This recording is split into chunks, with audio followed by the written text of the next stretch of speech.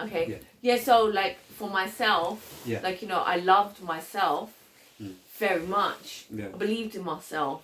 Like from your early from early age. But there were a lot of times where there was a lot of things about myself that I didn't love.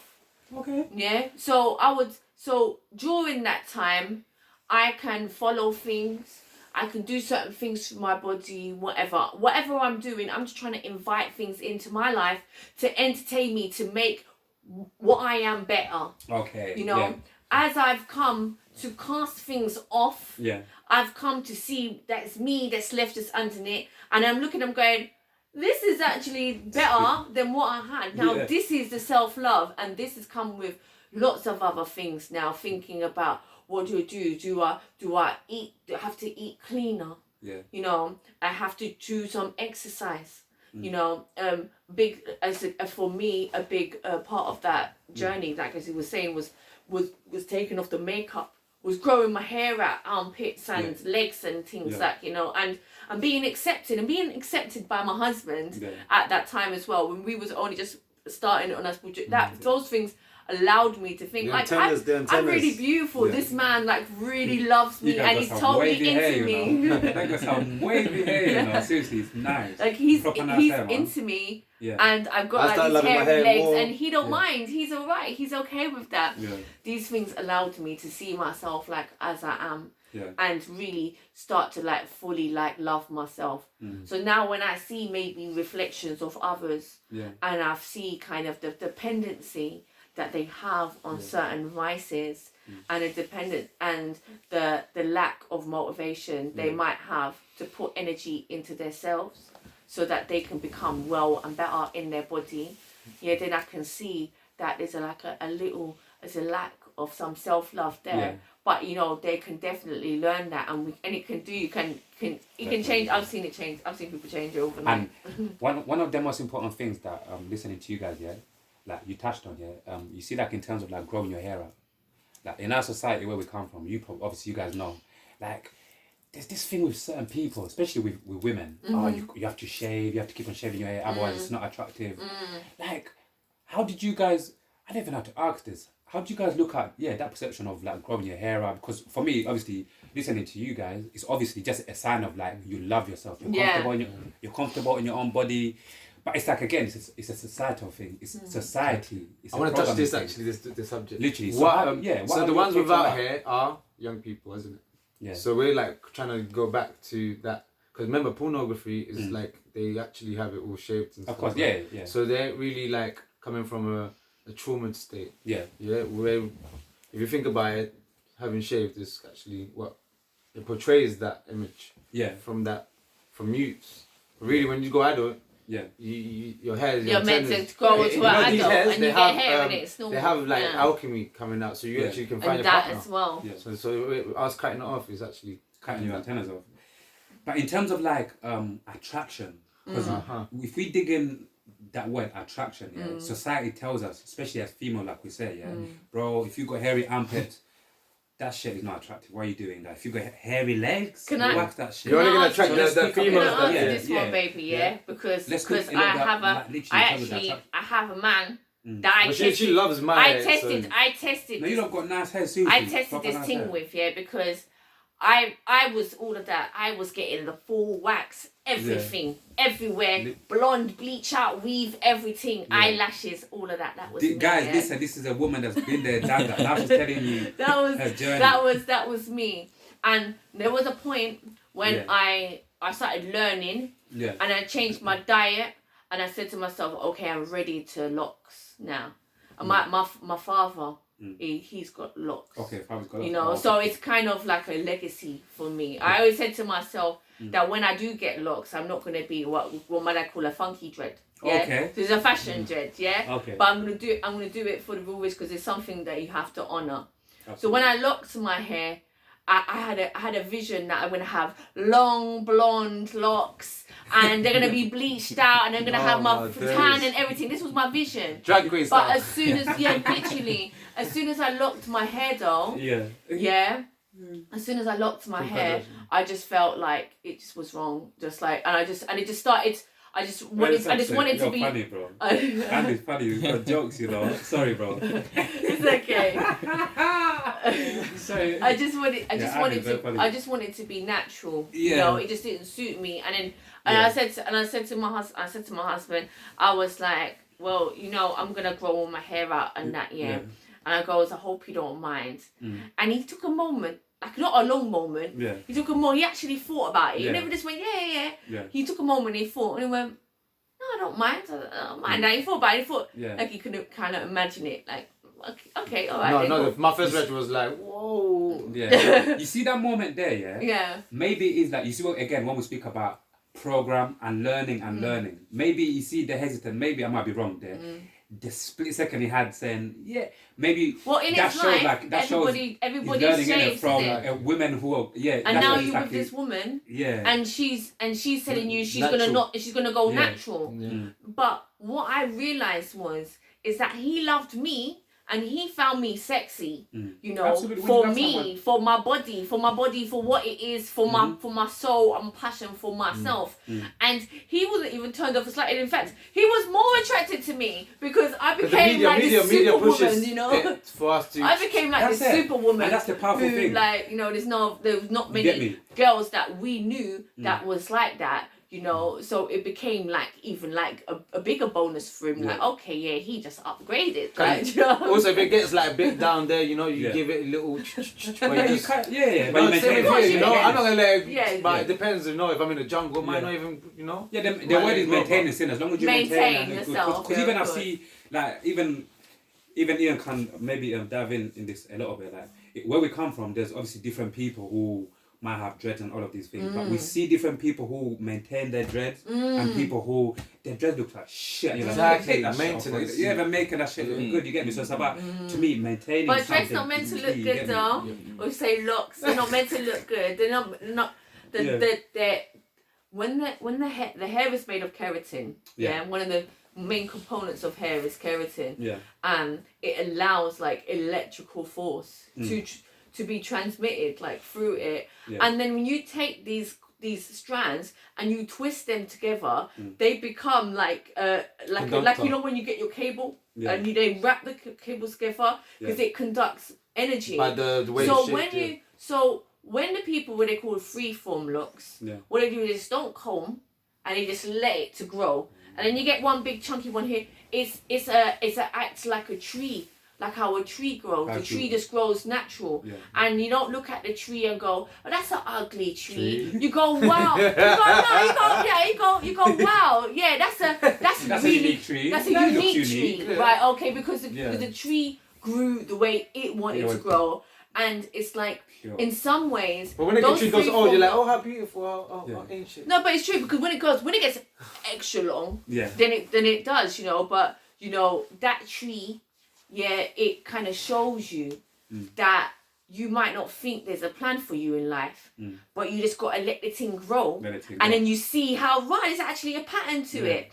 One thing I would say is that, you know, when it comes to lock care, it's about using the right products on your hair, not using like things that are cakey and greases in there, and washing your hair, not say regularly, but like regularly enough that you know you're not allowing like even like every couple of weeks. What do we wash it with? We wash it with this powder. Like mainly we backup. Yeah. So okay, so that's different. That's like we do that like bi-annually. So we do that like once every 6 months. It's called a cider vinegar rinse. Yeah. And it gets all the things out inside. And what it is that it's not dirt, but when you sleep on your pillow, everything's away from cotton and stuff, and all the lint goes inside. So you might see people with white bits. Yeah, even with my hair, sometimes I realise. Pillow, yeah, because even, you know how sometimes even people say like, the curlier your hair is, the better. But because I'm from Uganda, East Africa, West, and our hair is proper picky and it's proper curly like that. So it's like, even though my hair is like that, but the problem is, you know, sometimes when your hair goes like that and it takes, even though it's curly, but it takes a bit longer to grow. Yeah. Because it's like, so because my hair is a bit picky. Yeah. Even though I maintain it, but it's just a bit tougher and it takes a bit longer to grow. But I get certain people over the years telling me, that's some of the best hairs. It is. To look it up, that's some of the best hair. But it's like, at the same time, it's tougher and it's more curlier. Well, I'll tell you what, ask them man that got bald head, yeah. Whose hair is the best, yeah? Because this hair falls out. Doesn't fall out as easy as some hair. So,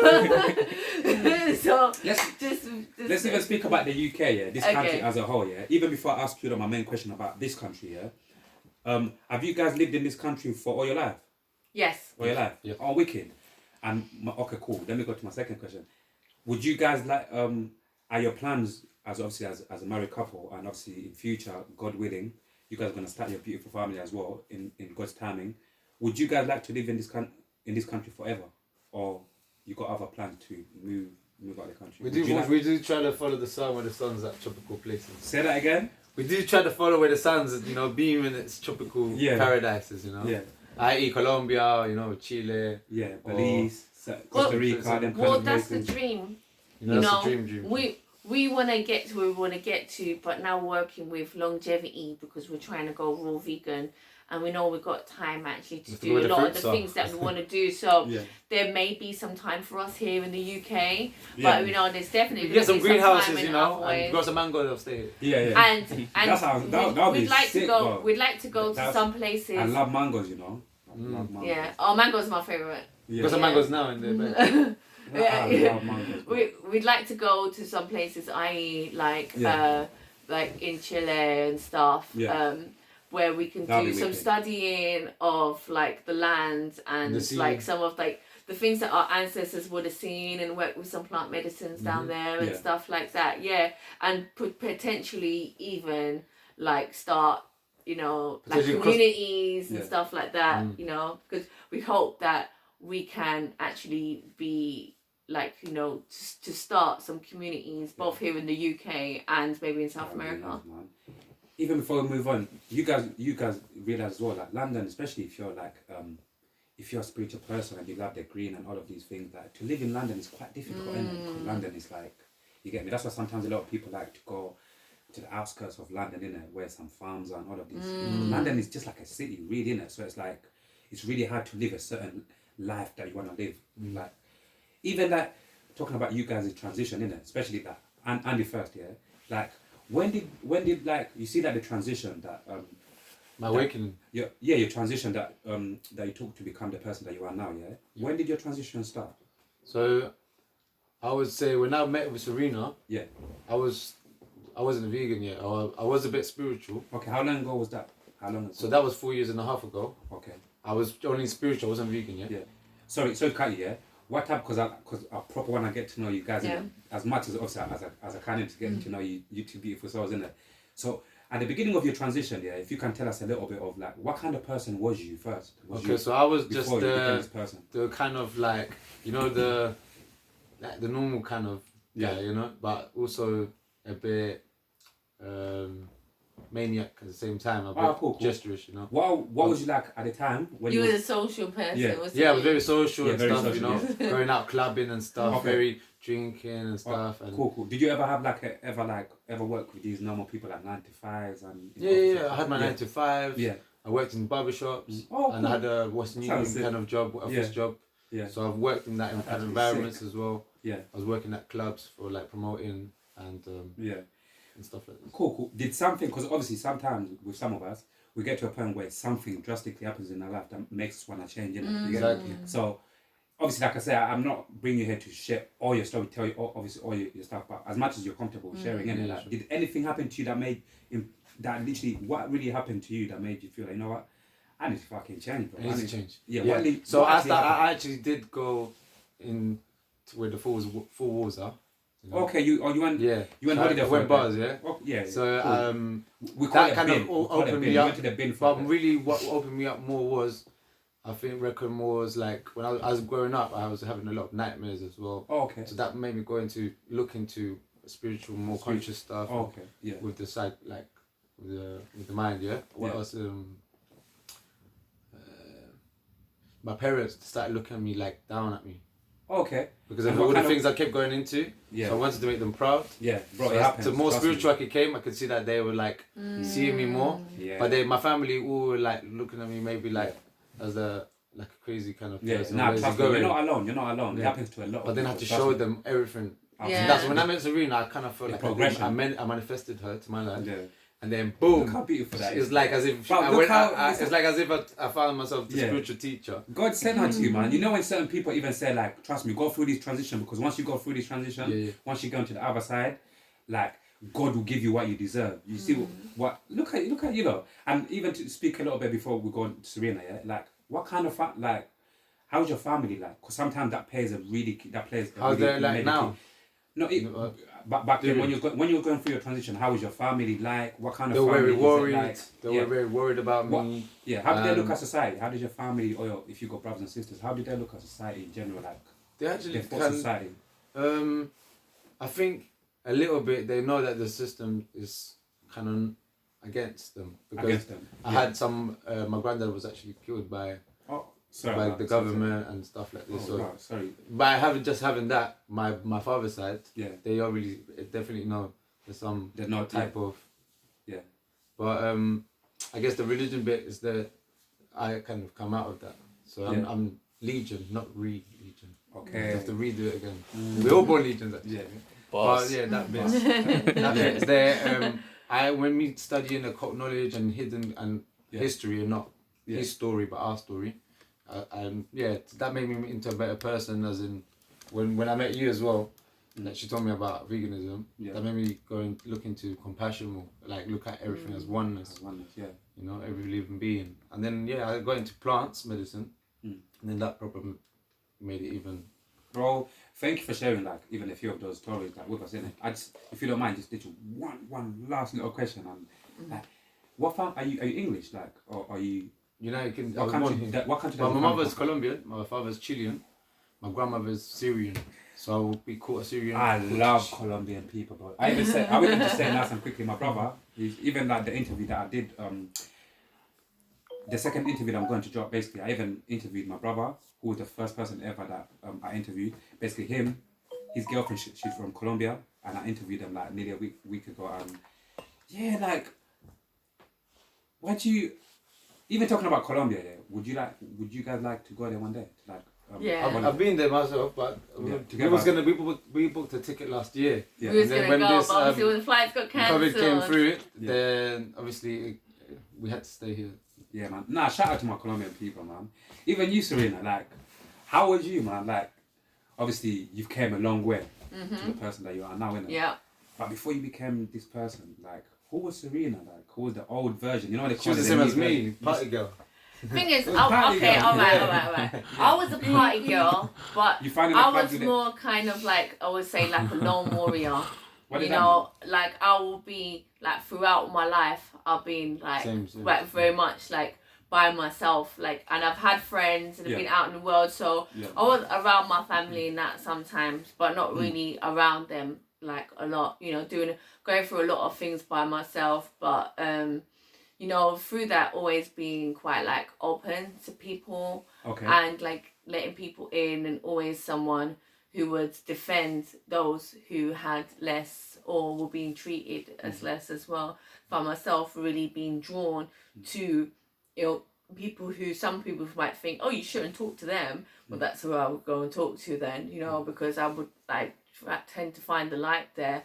And, you know, this did take me on quite a journey where I did many different things, many different jobs and stuff. Yeah. But yeah, I was also quite a social person and out a lot. And, you know, I have partied throughout my life, obviously a lot. But throughout the last few years, just before I met him, every party, like I was, literally, like the last meant to be. That's how the you last guys are few meant years, to be. as I met him, it was like literally like a purge. Yeah. Where like a whole life was a party, and I just kind of got to a point where it was like, you know, this just doesn't feel good anymore. And I think a lot of that was her soul was starting to talk to her. Yeah. It's about time we pack it in. It was comfort for me. It was comfort for me because I was alone. Yeah. So like, you know, to have friends around, to go out, to be social was to have comfort and not knowing quite like how to be by yourself. Yeah.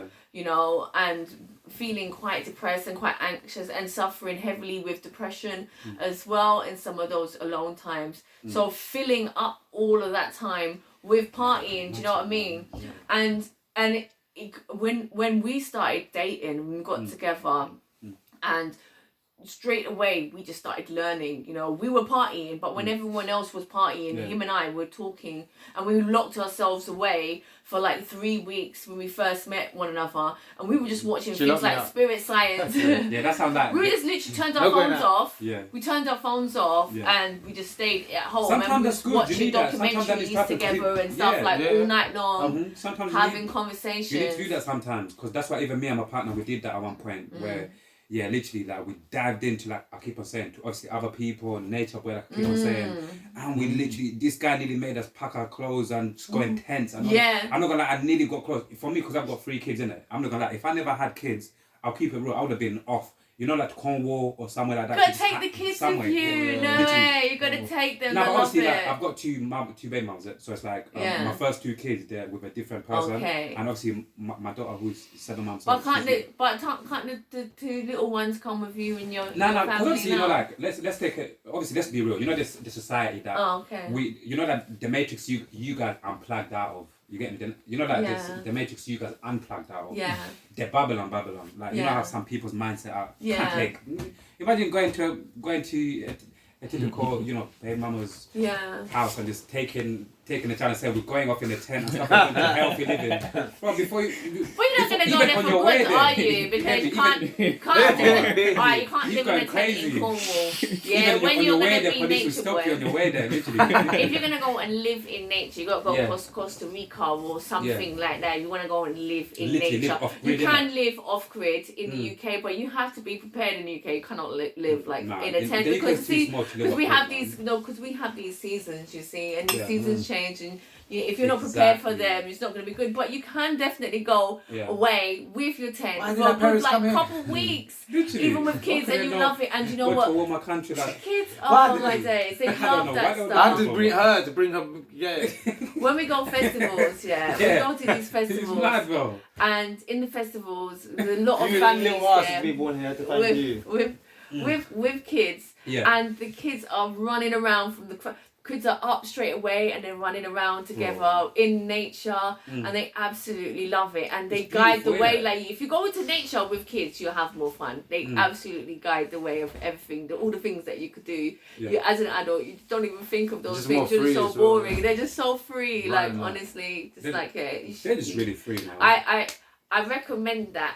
Maybe you don't want to just turn up at our house and say, I'm taking them. But if you plan nice, you get a good tent as well, and your utilities, things that you need for the week or even a few days, man, you should try and line it up, man. They'll love that. Because otherwise, like we said, the police would literally, you won't even make it to nature. The police will literally pull you out. You should do maybe just a tent. You have to plan it. You don't kidnap them. I mean, I bought my daughter a tent, like, on her birthday. Like, my oldest daughter, on her birthday, I bought her a tent, and obviously even my son went in there and was just playing in the tent. It was good. Yeah. It was really good. Like, what do you guys think about processed food? They're definitely tampering with our food. What are your thoughts on processed food? I would say the processed food is not... We talk about GMO because... Yeah. However you want to put it. So, like, it's not as, bad as eating meat, for example. If you eat meat, it's way far worse than eating GMO. Yeah. Do you know what I mean? We come with karma. With the other one, you only got like a little bit of toxin. Yeah, toxicity. So the more money we put into veganism, the more better. It gets better and better. So the more we consume, the best that we can get, the best will come. I mean, everything's a process. Yeah. Everything's been processed. In a way, if you grow on a tree, that's even a process. Stop, I'm enjoying. Yeah. Karen, sorry, I'm enjoying. It's just even a process in itself. But if you're talking about, like, manufactured process, it's like it just depends on where you are in your journey, because it's a scale. It's not necessarily that something is good or that something is bad. As well. When I was little and I didn't know no better, and my family didn't know no better, and they was feeding me my dinner, and they was giving me my soup, and my soup had meat in it, but I was being told to eat in it. Yeah. It's not necessarily a good thing to eat, but it was good for me at the time. Yeah, because I was getting to know myself and my family's culture. Yeah. I was eating for substance, and I was not, I was being able to open my mind, like, to different things. as you grow and your body's changing and everything, you need to like get some, and you know, your body's timeline has a timeline as well. Knows when something is okay for you, but now you have to cast that off and move on to something better. And depending on the time where you're at in your alignment is depending on what's coming in good for you. So I say, for example, for people who for example want to transition to veganism and they're used to things like meat and stuff like that, going out and buying alternative meats, things that are made from soya, stuff like that, is good for them because it takes them away from, first of all, harming the animals, the karmic thing, not that you're worried about what's coming back to you, but karmically your heart, you want to be a good person. So you know, if you can cause less harm, that's good for you. Secondly, is the acknowledgement that these animals have been tortured, and they've also been heavily sedated and given all sorts of different types of drugs, including things like antidepressants. Now, antidepressants actually make people feel suicidal as well. So when you're eating the meat and that meat has already been tortured and feels suicidal, all of them and it's pumped full of... Imagine the trauma blood, it's got memory. Yeah, and it's pumped full of antidepressants, which actually make you feel suicidal anyway. Eating meat is gonna make you feel like you wanna hurt yourself. At this point in you're making me feel bad. It's okay because I tried. Me and my partner, we tried to be vegan. Yeah. But like I told Sophia and a few people, what happened? We made a mistake basically. We saw, because again, me and my partner, we're the type of people. It's like we either in or we're not in at all. We don't have a balance whatsoever. So we saw documentaries and things like that, animals getting tortured. So he was like, that's it now. That's it. We did not even plan it and stuff like that. You know, sometimes you have the best thing to do step by step. We went raw. We just literally 1 minute we eating meat, the next minute like that's that's the way I am anyway in life with many things. I don't and this is the point. Either in or I'm either out. So this is the point that I'm making when it comes to these things. Is that we feel okay? We know what's right for us. We know what's right for us. Like we know eating whole food is better than eating processed foods. Yeah, right. We know that eating raw food is even better than eating whole foods. Yeah. So, but if I want to go now and just go on a raw food diet, that's going to be extremely hard for me. This is where these processed foods, they come really good in acting in that transition period. But it's becoming aware that the journey you're on is a transition, or accepting the point of your journey, what you're at, if you want to do that. There are a lot of vegans who are not really caring about health, but they do wish to care about the animals. So they will go and they will eat, say, vegan, say, junk foods that some people consider not that healthy, though they didn't really care about how healthy they were when they were made of meat. But all of a sudden they care about how healthy they are.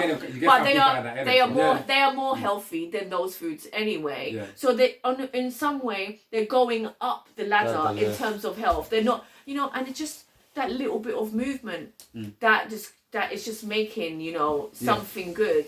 You know, it doesn't have to be that you're gonna be perfect overnight. When we came to veganism, we was eating beans and coleslaw. Beans and chips and veggie burger. Yeah. That's what that was available 4 years and a half. Exactly. You know, like, even for us, we felt like at that time there was not much available because we did not do the right research. So we felt limited in terms of like what we could eat. But what we did as well, I lost weight, everything, because you're not eating properly. You're from meat, all of these things that could give you all of these things to just eating little things. And I felt like I was always hungry. I felt like I was always hungry. My girl lost weight. But this is, I tell you why you're hungry though. Yeah. Because your parasites are hungry. It's not you that's hungry. They eat in every section. Those parasites. Your parasites are hungry. They're big. Anytime you change your diet, you're gonna feel like that. 4 years later, you have to detox them. Anything where you change your diet, you're gonna feel like that.